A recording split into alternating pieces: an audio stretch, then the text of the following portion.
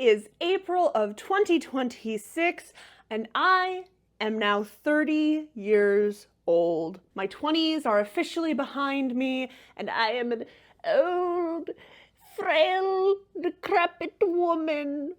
Anyone who tells you that your 30s are old is lying to you. Welcome back to the Bookcases. We do not have an intro.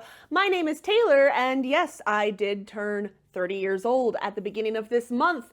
And 30 is not old, but it is a significant milestone. And as I've been looking back and reflecting on my 20s and all the decades before, one thing I naturally started thinking about is all of the books that I have read in my 30 years on this earth. So today I wanted to take some time and look at the 30 books that have shaped me over the last 30 years. That title is really nice and pithy, but I'm also an indecisive mess, and so it's not 30 books exactly. It's more like 30 books slash series slash authors, and that's just how it's going to be because this is my video and you can't stop me. We're going to do this in 3 groups of 10 books for each decade of my life, and so the first decade is childhood. The ages of 0 to 10. Now, these aren't specifically books that I only read from the ages of 0 to 10. Some of them I maybe was first introduced to when I was 11 or 12, but they are, to me, books that embody childhood and my childhood tastes in books and reading. These are also mostly books that I did not read myself the first time I experienced them, but were read to me by my parents. My mom and dad both really value reading and valued early literacy. My mom taught me to read before I even entered kindergarten, and we did story time and reading books before bedtime all through my life. Now, if we were going to include picture books in this conversation, I could list you 30 picture books that have influenced me in my life. We could go from Goodnight Moon to Chicka Chicka Boom Boom to Sid Hoff to David Adler. There's so many different things we could talk about, so I decided to limit my picture book selection to just one, not one book, but one collection of books, and that is The Complete Tales of Beatrix Potter. Now, this stunning, gilded, gorgeous, full color, illustrated edition is not what I grew up with. I purchased this for myself quite recently. I actually bought one for my niece for Christmas and then liked it so much that I bought one for myself also. But what I had growing up is what you probably also had growing up if you grew up with Beatrix Potter, which are the little green hardbacks that had just one story at a time. So there's the tale of Peter Rabbit, the tale of Benjamin Bunny, all the different stories in here. That's what I grew up with. I remember like lying on the floor of the living room and flipping through the pages. I remember my mom reading them to me. These books have impeccable vibes. You might call them the original cottagecore. They are just super, super sweet, and I love them very much. I had stuffed animals that I named after characters in this book. I still have Easter bunnies lying around here somewhere named Flopsy, Mopsy, and Cottontail. Next up, we have another classic of British children's literature. I swear I did not do that on purpose. We have Winnie the Pooh. This is not the version that I grew up with either, just like the Peter Rabbit edition that I have is not what I grew up with. I don't know who in my family ended up with our paperback copy of The Complete Adventures of Winnie the Pooh. It might be with my brother, it might be with my dad. I really have no idea. These were stories that my parents read to us together. So some books my mom read to me before bed specifically. Other books we read as a family on my parents' king-size bed. We called it story time on the big bed. And Winnie the Pooh is what I think about when I think about story time on the big bed. My dad specifically was the one who would do the character voices for Winnie the Pooh, and the certain ways that he would read lines from this book, like Happy Wednesday, Piglet, and the voice that he gave like Rabbit and Tigger, that is burned into my memory, and it will never leave. I love this edition too because some of the illustrations have been colorized and I just think they are So darling. I mentioned that my mom would read to me before bed. A lot of the stuff that she would read to me were long-running series that she could read a chapter or two of one book at night, and then as soon as we finished one book, we could immediately move on to the next book without any breaks in between. One of the most classic examples of this nightly ritual is the American Girl books. The American Girl roster has grown and changed a lot over the years, but as I said, I am 30. That makes me technically a millennial, and so my absolute favorite historical American Girl characters are some of the OG classics. You've got Molly, you've got Addie, and you've got my absolute favorite, Samantha. I am a really big lover of historical fashion, specifically Victorian, Edwardian historical fashion, historical architecture, style, decor, and stuff like that. And I think that it's Samantha's fault. I remember getting the American Girl doll catalogs and just like flipping through them and looking at all the clothes and the accessories, and I always wanted Samantha's the most. Samantha is the one that I was particularly enamored with. I had more Samantha books in my personal book collection as a kid than I did any of the other American Girls. Samantha was my goat. The American Girl books were also my entry point, from what I can remember, into historical fiction, which was a really big genre for me as a kid. I loved historical fiction. I have not read as much of it as an adult as I would like, and that is something that I need to change, but it definitely started with American Girl. Speaking of historical fiction that I loved as a kid, and still speaking of books that my mom would read to me before bed, a chapter at a time, you can't talk about books I read as a kid without bringing up Little House on the Prairie. I really liked stories about frontier America as a kid, from Kirsten the American Girl to the Oregon Trail video game, and of course, to Little House on the Prairie. Funnily, the actual book, Little House on the Prairie, which, if you did not know, is the second book in this series, not the first book, it's not actually the one that I remember reading the most as a kid after the whole series was read to me.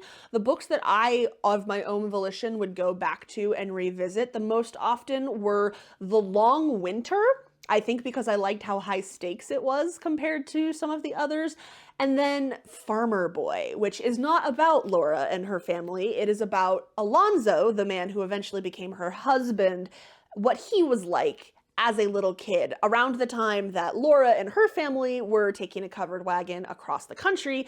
He was growing up on his family's farm, and I really liked those stories a lot for some reason. The chapter in Farmer Boy where Alonzo and his family are like rushing to clean the house because their parents went on a trip and left them with just the teenage son in charge, and they completely wrecked the place, and then they're trying to put it all back together before mom and dad get home. That would repeat in my mind anytime that I knew my mom was coming home from work soon and that I hadn't yet emptied the dishwasher like I told her that I would. Sorry, Mom, if you're watching. Speaking of scenes that live rent-free in my mind, for some reason there is something about the scene where Ramona has an intense desire to pull her classmate's hair that has stuck in my mind for decades. Beverly Cleary is an author who has this uncanny ability to make characters feel like real people. Ramona and Henry and Beezus do not feel like kids that I read about. They feel like kids that I knew, even though the time when these books were written was quite different from the time that I personally was growing up, right? When were these written? Yeah. 60s. While Ramona and Henry and Beezus and Rigsby the dog are probably her most iconic characters, if you actually were to ask me what Beverly Cleary book I read the most as a kid, it would be The Mouse and the Motorcycle. What can I say? I am a sucker for a book about talking animals, as we have seen already. As a sucker for talking animals, it should then be no surprise that not only was I a fan of Beverly Cleary, I was a fan of E.B. White. And while I am a great endorser of The Trumpet of the Swan, you can't talk about E.B. White without talking about Charlotte's Web. This is the classic children's book. I think my mom read it to me maybe once, because whenever I do read it, I do kind of hear the narration in her voice, which means I think she did read it to me at some point. But I read this myself over and over and over again. I also colored the illustrations. So the illustrations are not colored in this book. They are just black and white, like ink drawings. But I went through and colored almost every single one of these in this copy of the book that I have. So my specific copy of Charlotte's Web is one that is very dear to me because of how inadvertently personalized it's become. There is a theme in this book that will crop up a couple of other times on this list as well, if you're looking for it, of growing and changing, of leaving your childhood and who you were as a child behind, of not being able to return to how things used to be, but still holding on to the memories from those times and how they made you feel and carrying that with you forward. It hits every time. What can I say? Yet another book about an animal, although in this one the animal does not speak English. We have The King of the Wind by Marguerite Henry. If you're familiar with Marguerite Henry, it might not actually be for this book. It might be for her other Newbery Award-winning book, Misty of Chincoteague. Misty of Chincoteague is a book that was part of the family story time on the big bed. I remember my mom reading this to us. I couldn't tell you much about what happens in it though, other than it's about wild ponies that live on an island and then some people try and bring them home to their stable, because the book that I read over and over and over again was King of the Wind. This is loosely based on a real story. We don't know much about the real life horse that this book is based on, so there are a lot of elements that are fictionalized, but this really was a combination of many different types of things that I loved in books. It's historical fiction, it's a book about animals, it's a book about a horse. I adored it, naturally. I want to say the first time that I read it was actually via audiobook, because this I do not read in my mom's voice or in my own internal narration voice. I specifically can remember a man's voice that's not my dad reading this in a specific way. So I think we must have gotten it on audiobook from the library. Now, this is meant to be a cohesive list that showcases how my reading tastes developed over time, and one aspect of my reading taste that has not yet been brought up is that I love mysteries. I think the root of this can be traced back to many different classic children's mystery characters, from Encyclopedia Brown to Nancy Drew to Cam Jansen, but my favorite sleuthing crew as a child were the Boxcar Children. Funnily enough though, this book, the original Boxcar Children, is not a mystery. I couldn't really tell you why Gertrude Warner started writing these books as mysteries after this first book, because this first book is just your classic children's adventure story. It's very Robinson Crusoe, but without the getting lost at sea part. But let me tell you, I loved those types of adventure stories, survival stories, things like that. When I lived on a house next to woods, you better believe I was pretending to make nests out of pine needles and soup out of wild onions, just like the Allens.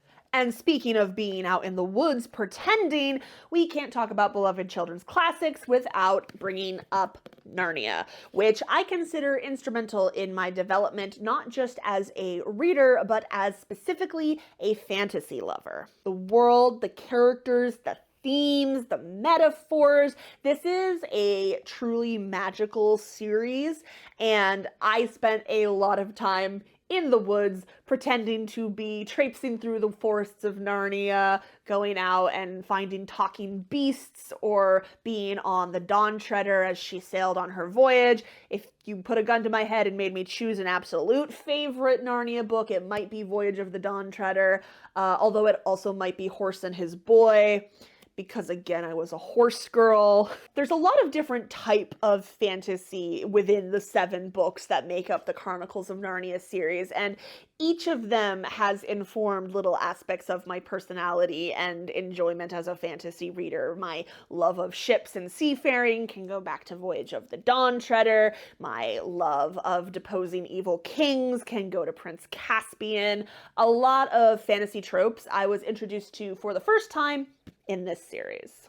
For the last book in this category, I feel like it's kind of a universal experience among book lovers to identify heavily and fall in love with Matilda. I keep my Roald Dahl books on the shelf without their dust jacket, and I don't know where my box of dust jackets went, so we're dealing with the naked cover here. Roald Dahl is one of the first authors that I learned the name of and would give as an answer when asked what my favorite author was as a child. And it's a tough ask to make me pick my absolute favorite Roald Dahl book. I mean, the BFG very nearly made it onto this list to be his representation. But I feel like it specifically going to Matilda, again, is just emblematic of what it was like to be a kid who really liked reading. Books are everything to Matilda. They are her escape from her present. They are her gateway to a better future. And I just can't think of a better book in general to wrap up the childhood books section than Matilda. So that's the childhood section down, and next up we have teenagehood. In this section, I have collected 10 books that are either categorized as YA or as middle grade, but the middle grade books are on the older edge of middle grade, and they're books that made a big impact on me when I was in middle school and high school. So for our first teen book, we have The True Confessions of Charlotte Doyle by Avi. Now, the story of how I discovered this book is perhaps the nerdiest thing that I have ever done. I was in 6th or 7th grade. We were doing one of those reading comprehension tests where they give you an excerpt and you have to answer questions about what it meant or what kind of grammar was used in it or whatever. And I remember reading this passage about this girl on a ship, and there's this murdered crew member or dead crew member, and they're worried it might be a murder, and it was really tense and dramatic, and I had to know what happened next.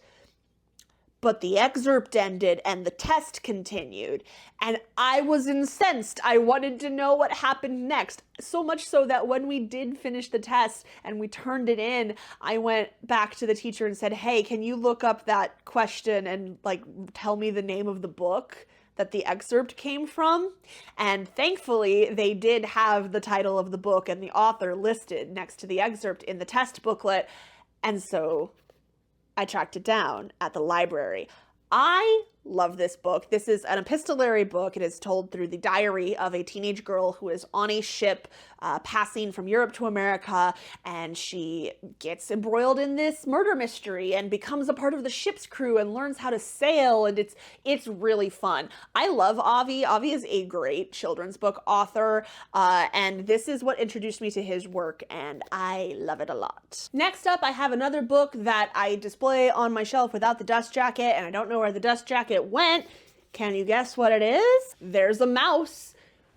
What could it be? It's Mrs. Frisby and the Rats of Nim. Now, a lot of people my age are more familiar with the Don Bluth animated film, The Secret of Nim, but I have never seen it. I have only read the book, and from what I understand, the movie makes some interesting changes. There is no magic in this book.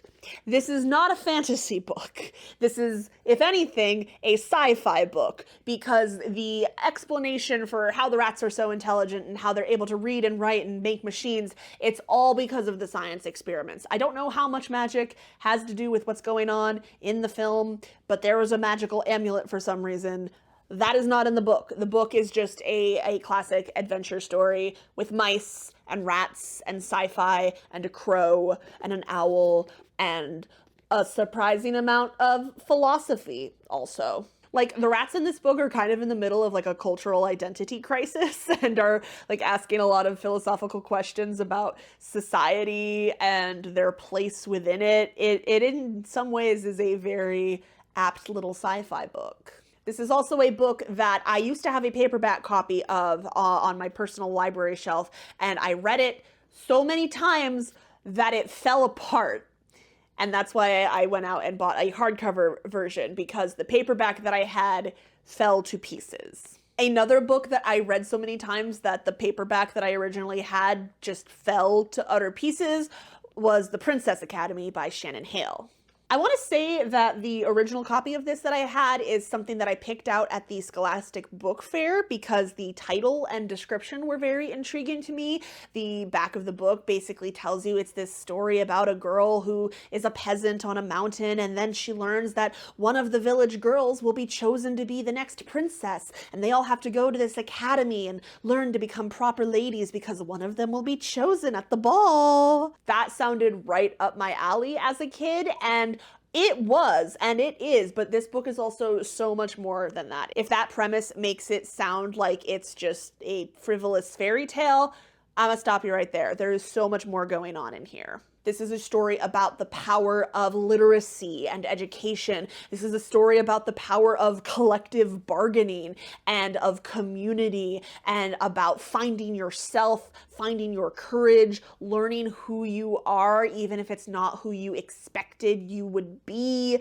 This is a great coming of age story. And there are actually 2 other books in this series as well. I did not hold them as dearly as I hold this, but I have read all 3 recently, and they absolutely hold up. There's a reason that this also, like several of the other books I've held up so far, is a Newbery Honor book. Around the same time that I was rereading the Princess Academy books, I want to say in 2024, I was also rereading The Palace Chronicles by Margaret Peterson Haddix. Margaret Peterson Haddix is one of those authors that I read a lot of her books as a kid. She has a lot of books. She has a lot of series of books. I did almost put the Among the Hidden series on this list, or her time travel series. Both of those also are burned into my brain in very specific ways. But if we're talking about books that truly shaped who I was as a reader, it's gotta go to The Palace Chronicles. Now, the first book, Just Ella, is a Cinderella retelling, but it is actually the second book in this series, The Palace of Mirrors, that I reread over and over and over again. The library checkout card for that book in our school library was basically just my name written in a list with different dates stamped next to it. I loved that book so much. These books are sort of baby's first political fantasy in a way. There's no magic in this world. This is a very godmotherless retelling of Cinderella, and the characters are navigating these worlds that at first glance they think are very simple, but as more is revealed to them and layers are peeled back, it's a lot more complicated than they first saw. They are not only good coming-of-age adventures, they are good introductions into reading about more complex political dynamics, specifically in a fantasy world. As much as I love coming of age in a fantasy or sci-fi setting, though, if you asked me to name my favorite coming-of-age book, I might waffle on the specifics a little bit, but it would be something by Wendy Mass. And I would probably say Jeremy Fink in The Meaning of Life. In this book, we are following a young boy, Jeremy Fink. He is going to turn 13 at the end of the summer, and he is on a quest through the city of New York with his best friend Lizzie to track down keys that will open the box that his now passed on father left to him to open on his 13th birthday. The card that comes with it simply says, "To Jeremy Fink, The Meaning of Life." Wendy Mass writes incredibly human characters, even in her work that is more fantastical and magical, or for younger readers like the Willow Falls series, but it is her literary teen coming-of-age books like Leap Day, Heaven Looks a Lot Like the Mall, or Jeremy Fink that are really what speak to me and what spoke to me as a teenager going through complex things like puberty, friendships, first relationships. Wendy Mass gets teenagers. So this next book sticks out like a sore thumb a little bit in this section. I couldn't really find an elegant transition to it no matter where I tried to put it, so I've just put it smack dab in the middle. I am a Sherlock Holmes fan, and that started when I was a teenager. I would like to point out for the record that I had a Nook and that the complete Tales of Sherlock Holmes were only 99 cents on Nook, and so I got them and I started reading them the year before BBC Sherlock came out. So I did not read these books because of BBC Sherlock. In fact, I watched BBC Sherlock because I read these books and I liked them. However, I did decide to read them because of the Guy Ritchie Sherlock Holmes movie, which came out a year before BBC Sherlock did. So I can say I was a Sherlock fan before it was cool, but I also kind of can't. And also, was it ever really cool? And whether you want to blame it mostly on the original work, on the Guy Ritchie movie, or on the BBC show, Sherlock Holmes became a part of my personality as a teenager and is now a big part of my brain chemistry, for better or for worse. I mentioned Among the Hidden by Margaret Peterson Haddix earlier. The reason I was considering putting it on this list is because, as far as I'm aware, I think it's the first dystopia that I ever read. But let's face it, I'm a young millennial. If we're going to talk about dystopia books, I'm going to talk about Hunger Games. Like I said in the Trinket video, this is a book that I got at the Scholastic Book Fair, and it came with this pin, which is very fun. What can you really say about the Hunger Games that hasn't been said before by people smarter than me who have thought about it longer than I have for this video? People talk about what makes a classic, and almost any time that conversation gets brought up, the Hunger Games gets brought up as a contender for a modern classic, and I think that's for a very good reason. And before you ask, no, I have not read Sunrise on the Reaping yet because I'm scared. I'm not prepared for that level of heartbreak. I think one of the things that makes this book work so well is it is both incredibly marketable to a mass audience. It's got a lot of familiar tropes. It has very easily identifiable characters. It has a very classic setup. This did not invent the Battle Royale, but it definitely popularized it for a modern Western audience. But at the same time, it has so many layers and complex themes. There's a lot of politicking going on. This is both accessible to the younger readers it is aimed at, but also has a lot of meat to chew on for more deep literary analysis performed either by those teens or by adults. There are so many different angles that you can approach analysis of this book from, so many different political frameworks you could use, so many different details you could pull out and put under a microscope.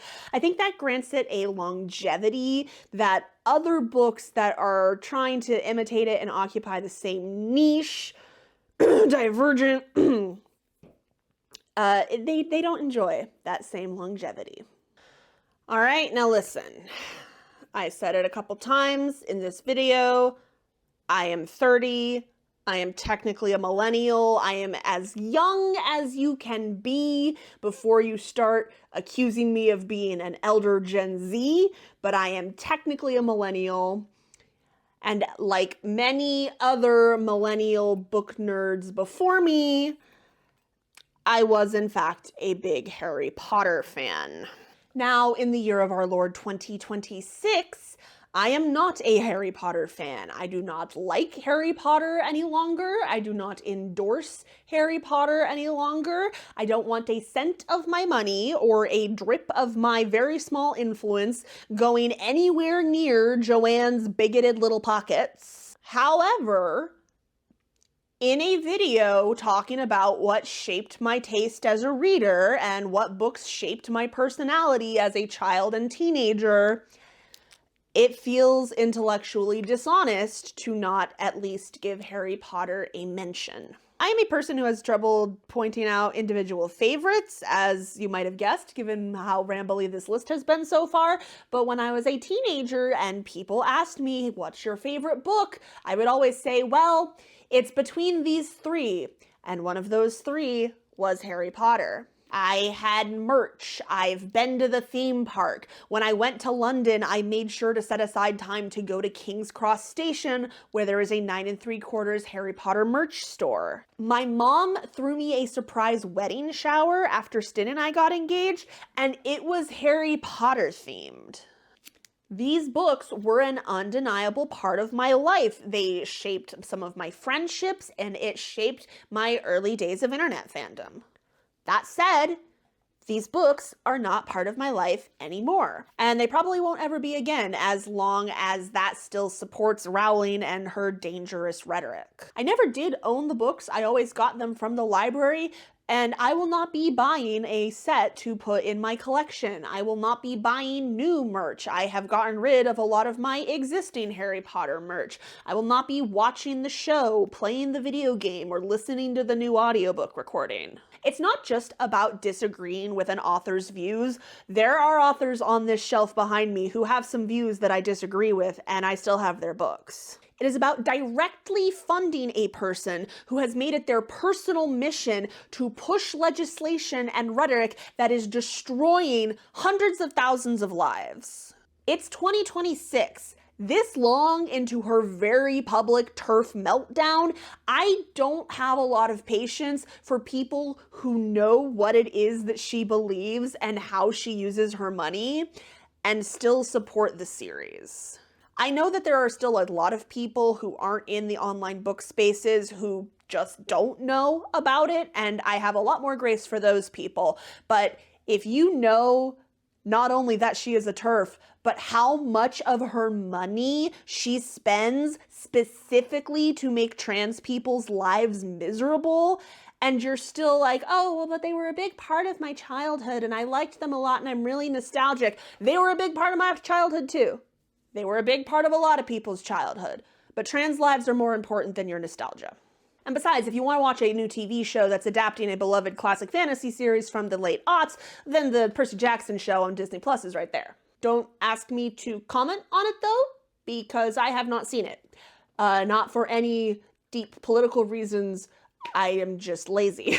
If you'll permit me to be broad, which you will because this is my video and you're stuck here with me, then this entry on the list is really being taken up by the entire Reardenverse, or at least the entire Reardenverse as it existed in like 2013. So you've got Percy Jackson and the Olympians, the first two Heroes of Olympus books, and the Kane Chronicles trilogy. Magnus Chase was not out yet. Technically, I have read Mark of Athena once, and I think I started House of Hades and didn't finish it. I need to go back and finish the Heroes of Olympus at some point, but I read The Lost Hero like 3 or 4 times. I was very into it.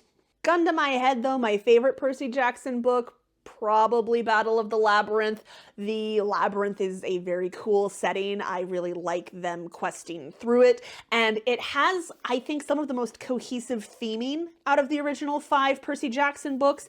It's really about meeting your heroes and the different ways that that can go, and kind of realizing that, okay, you maybe idolized them in the past, but it is now your responsibility to move forward into the future. Percy Jackson was not my introduction to Greek mythology, but it came into my life around the same time that I was introduced to classic Greek mythology, and so it really just latched onto my brain and became a big part of my personality. And I, to this day, am a sucker for Greek myth retellings or for learning about new mythologies through fantasy books.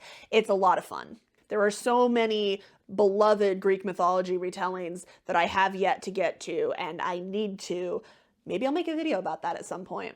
And by the way, if you were wondering, yes, Percy Jackson was the second of those 3 books that I always said, well, my favorite book is between these 3. The third book of that trifecta is what I do now call my favorite YA series of all time, and in fact, just might be my favorite book series, period.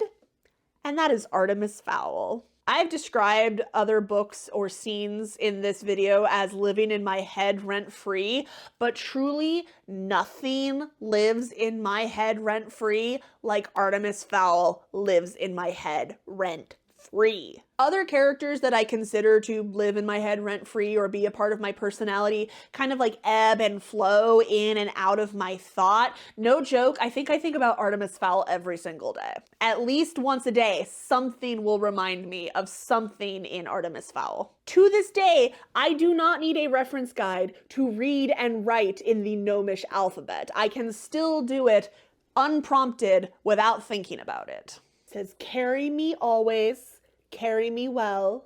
I am thy teacher of herb and spell. And I know for a fact that it's not just nostalgia, because I have been rereading this series starting in 2024 and kind of going up to now. I read books 6 and 7 in January of this year, and they hold up. The pacing is snappy, the dialogue is quippy, the characters are rich and dynamic and have series-spanning arcs. Artemis Fowl*'s character arc from book 1 to book 8 of this series is, I think, just one of my favorite things in fiction, period. And now, at last, we finally come to adulthood. These 10 books are books that have shaped who I am as a reader, or at the very least are emblematic of what my adult tastes in books are like. And because, as we said, I am an indecisive next, the first entry on this list is not a book, but an author. That author being Erin Morgenstern. I did actually read The Night Circus in high school, and I considered putting it in the YA section originally when I was drafting this video, but I ended up putting it with the adult books because this is one of the last books that I read in high school before going off to college. And then in college, I didn't really spend a lot of time reading for pleasure. It wasn't until my later adulthood after graduation that I got back into the hobby. But all through that drought of reading, this book stuck in my mind, and I remember wanting to chase down that feeling again. For those who aren't familiar with Erin Morgenstern, their work is very ethereal, very atmospheric, very light on plot, heavy on vibes. And when I first read this as a teenager, I had read truly nothing like it before. So when I got back into reading as an adult and I started collecting books, one of the first things that I wanted to make sure I had on my shelf was a copy of The Night Circus. And in tracking that down, I discovered that she had written a second book, The Starless Sea. Again, I am an indecisive person. It is hard for me to pick one favorite thing, but if you forced me to pick one single favorite book, it would either be Artemis Fowl or The Starless Sea. Work of this style definitely isn't for everyone, and there are definitely times when I'm not in the mood for that kind of floaty, atmospheric, not super grounded storytelling, but when I am, all I have to do is pick this back up and flip through a few passages of it, and I'm right back in this world. Erin Morgenstern's books, take over your mind almost like a fungus. Does that make sense? Or like moss in the forest. You want to just sink into them and let them consume you. And I do mean that as a compliment. Next up, we have Mistborn, The Final Empire by Brandon Sanderson. This is a very special book to me because when Stin and I first started dating in college, the first time that we came here to Ohio together to visit their family, we listened to the audiobook for Mistborn together. Now, what they said was, hey, I really, really like this book. I want to share it with you. It's by Brandon Sanderson. And I said, hey, I think I know that name.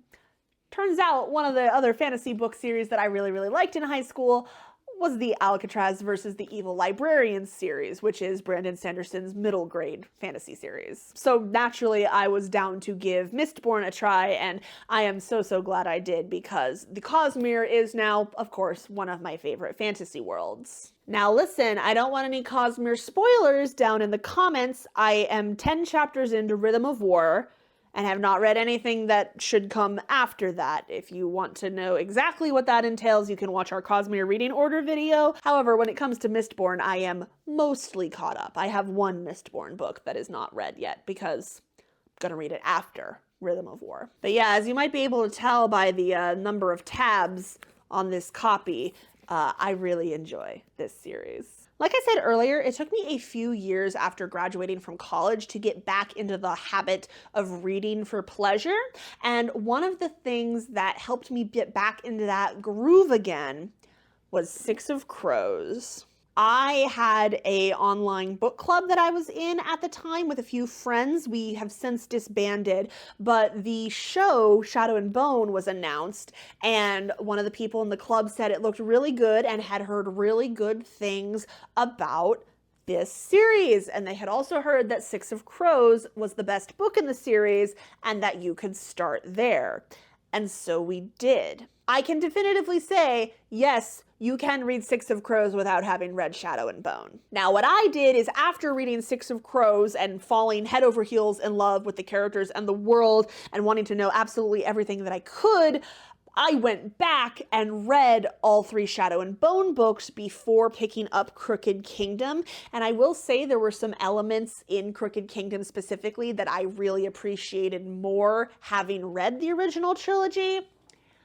But also, like, you don't need them. You can totally just read the Crows duology if you want. I also naturally then read the Nikolai duology, and I don't think it's a controversial opinion to say that within all the Grishaverse, the Crows duology is the best part. This has everything I like about fantasy in it. It has an interesting world, interesting politics, interesting magic, characters that I am absolutely in love with, found family, and on top of that, it's got an element that I really love in any genre of any fiction, a heist. I love a heist. Give me a heist any day. I will gobble that up. And this is one of the best heists that I have read in a book. If Mistborn and Six of Crows can encapsulate everything that I really love about fantasy as a genre, then if there is something that I could pick out to encapsulate everything I love about sci-fi as a genre, well, I might have to pick 2 different books for that, but one of them would be the Xenogenesis trilogy by Octavia Butler. This really does have it all. The only thing it doesn't have is space travel, and I can go to other books for that. This has a future that is both unbelievable in its scope, but understandable in realizing how humans got to this point. It has complex and interesting alien world building. It has aliens that are, as a species, so utterly unknown to humans. Their entire concept of gender and sex is different than ours, and there's so much cultural miscommunication that happens as a result of that. And it has deep and lasting philosophical questions. I wouldn't say that the books in this series are my favorite sci-fi books of all time, but they were some of the first adult sci-fi books that I read when I started getting into the genre, and they were also the first Octavia Butler books that I read. Side note, if you are looking for this series, you probably won't find it like this. This omnibus is not in print anymore, and if you're looking up the series now, you might find it more easily under the title Lilith's Brood rather than Xenogenesis. Lilith's Brood is the trilogy name. The first book is called Dawn, the second book is Adulthood Rights, and the third book is Imago. That being said, if you don't want to commit to a whole trilogy right away, book 1, Dawn, is not only what I think is the strongest and my personal favorite of the bunch, it also can stand alone as a open-ended story. This is the type of series that has so much going on in it that you could read it 3 times and each time come away thinking about something different. I said that if I had to pick something to encapsulate everything I love about the sci-fi genre, I would have to go with 2 books. One of them would be Dawn, but the Xenogenesis books are very heavy. They deal with a lot of complex and sometimes triggering topics, and it is also, for the most part, missing one of my favorite elements of sci-fi, space travel. So in order to truly encapsulate everything that I love about sci-fi in a literary sense, I have to put up Octavia Butler and Becky Chambers. I had to go back and forth on which book of Becky Chambers is to talk about. The Long Way to a Small Angry Planet, which is the first in the Wayfarers books, is a book that has everything that I love about space travel sci-fi specifically. It's got great found family, cozy vibes, Star Trek vibes a little bit, but does not shy away from those more complex philosophical discussions.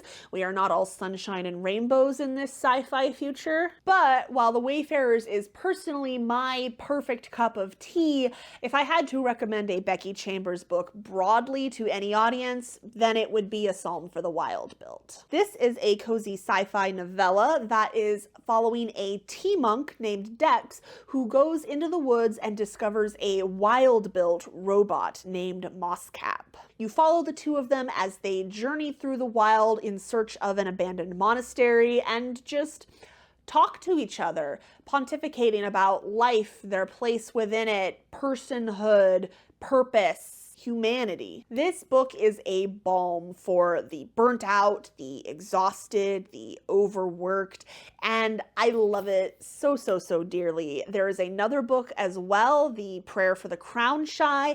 I hope Becky Chambers writes more monk and robot books because I would follow Dex and Mosscap to the moon and back. They are very, very dear, and I love them very, very much. Next up, another novella, though one with a very, very different tone. We have Ring Shout by P. Jelly Clark. P. Jelly Clark is an author I saw a lot of hype for when I first started getting book recommendations from the internet. Specifically, everyone was hyping his full-length novel, A Master of Jinn, and having now read A Master of Jinn, it absolutely deserves its hype, and you absolutely should read it. But I decided to put Ring Shout on this list because it was the first book of his that I read, and it immediately cemented him as an auto-read author for me.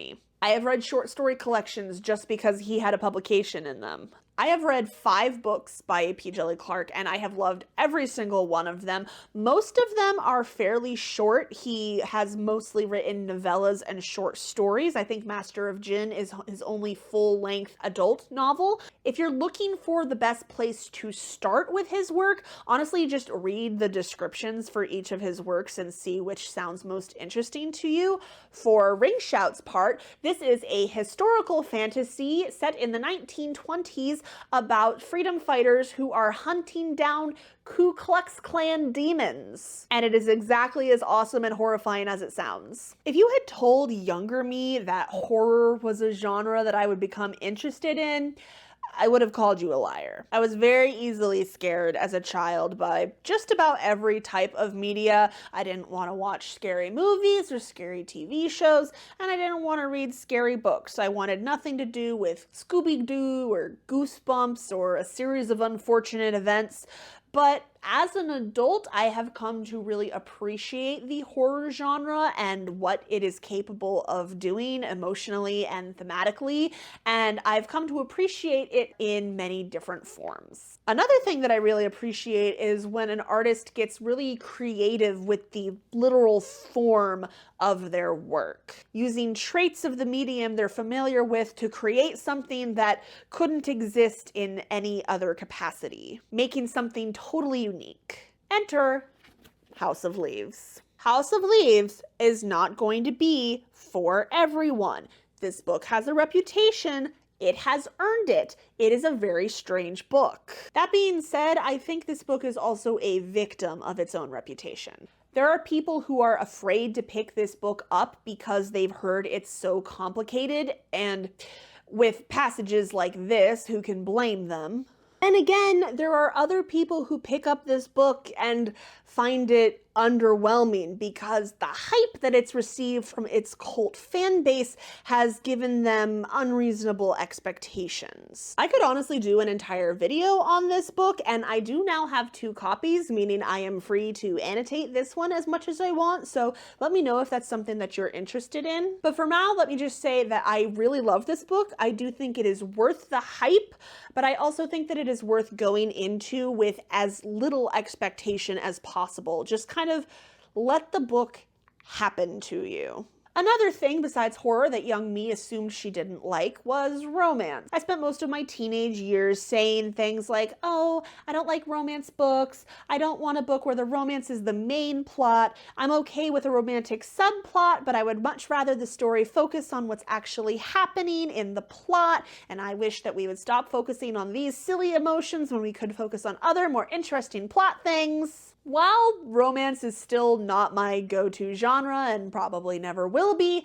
I definitely have picked up a contemporary romance or two in my day and enjoyed it, and the new emerging subgenre of romantasy specifically gives me the opportunity to look for that balance of how much a book can lean into the romantic relationship being the main emotional core while still having an interesting plot and world happening. I've tried out a few different romantasies in search for that perfect balance, and my absolute favorite of them all, no question, is A Marvelous Light by Freya Marske. This is book one of the Last Binding trilogy, which is an Edwardian historical fantasy, and here we are back again, thank you Samantha. This is the story about an unmagical man living in London who accidentally discovers the magical world and through happenstance ends up entangled in a murder mystery plot and the quest to find an ancient magical artifact, much to the annoyance of the grumpy, bookish magician who would rather have nothing to do with this pompous, infuriatingly handsome, normal person who has stumbled into his life. I'm sure you can imagine where things go from there.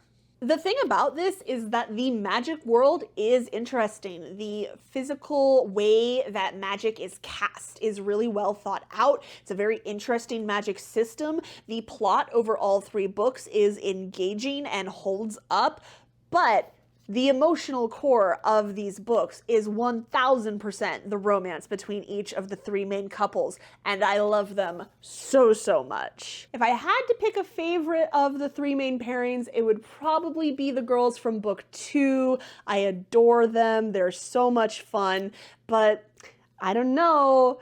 The two guys in book three have something special going on. They're great. I love all of them. This trilogy is now the standard that I hold all other romantasy books to. These are fantastic. If you saw my bookshelf tour video, you might have guessed that I have a bit of a fondness for the dark academia aesthetic, and then correctly surmised that I also have a fondness for the dark academia genre. Now, the emphasis on aesthetic in dark academia online fan spaces over substance could be another whole video topic, because that's sort of the whole point of actual OG dark academia book, The Secret History by Donna Tartt, but we won't get into all that today. I'll just point out that one of the major themes of The Secret History is judging people by their appearance and ability to fit into this certain ideal of intellectualism rather than their character. The Secret History is a gorgeously written book, and on the surface, it might seem like The Starless Sea or Psalm for the Wild Built, where you want to just sink into it and let it envelop you. And then you think about it for like 30 seconds, and no, you do not want to sink into this world because these characters suck. They're all terrible people and would be horrible to hang out with. And that is the whole point. They have the appearance of intellectualism, they have the money for the fancy clothes and the first editions of books, but they aren't good people, and over again, as they prioritize the wrong things, their lives crumble around them. Reading this book is like witnessing a car wreck. Like, you're hopelessly drawn to the carnage that these characters are inflicting on their lives, and you can't look away. It's fascinating to watch. I will say, I think it is perfectly possible to lean into the dark academia aesthetic in terms of your home decor and your wardrobe and things like that. There's nothing inherently wrong with wanting things to look a certain way. It is about the priorities that you have in your life, and it is those priorities that Donna Tartt examines in this book. We've come now to the last book, and there are so many different things that I could bring up as books that I love as an adult, things that have gotten me into different genres, different authors, but there has been a glaring lack of nonfiction on this list. I will be the first to admit, I don't read enough nonfiction. I should definitely read more. I have a list of titles that I am interested in. I just never seem to take the time to actually pick them up. I can count on one hand the number of nonfiction books that I've read in the past 5 years that have really stuck out to me, but one of them stuck out enough that I wanted to put it on this list. Rest is Resistance, a manifesto by Tricia Hersey, is not a book that has shaped me as a reader. It is a book that has helped shape me as a functional adult. If you read A Psalm for the Wild Bill and thought, well, that message of being kind to yourself and making time for rest and allowing yourself to exist without any pressure from outside sources to fulfill a certain purpose, that sounds nice, but it's not very practical for this capitalist hellscape that we find ourselves living in, then read this book. Honestly, this is a book that I would recommend to everybody, regardless of what other genres you read, regardless of whether you even read at all. I think it's a very important message. Tricia Hersey, in a very short volume, manages to effectively and definitively break down the source of our exhaustion.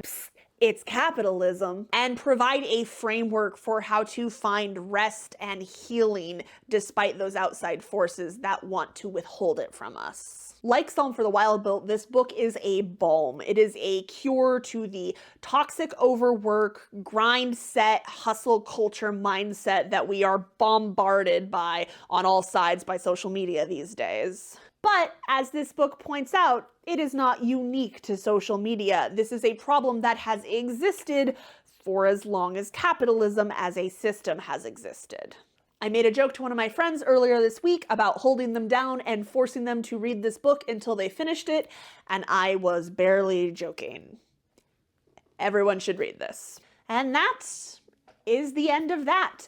Those are the 30 books that in my 30 years of life have shaped who I am as a reader and as a person. Let me know in the comments if you have read any of these books and what you thought of them, or if you haven't read any of them somehow, or even if you have, tell me what books have shaped you as a reader and as a person. You don't have to put as many as years you are old, but you can if you want. I'll read it. I do hope that you enjoyed that video. If you did like it, then I would love it very much if you would take a moment to click the YouTube buttons that are there on your screen. They do YouTube things. You know how it is. We love it when the YouTube things happen. It helps us out a lot. But in any case, my name has been Taylor. Happy birthday to me. And thank you so much for watching the bookcases. I will see you guys later. Bye.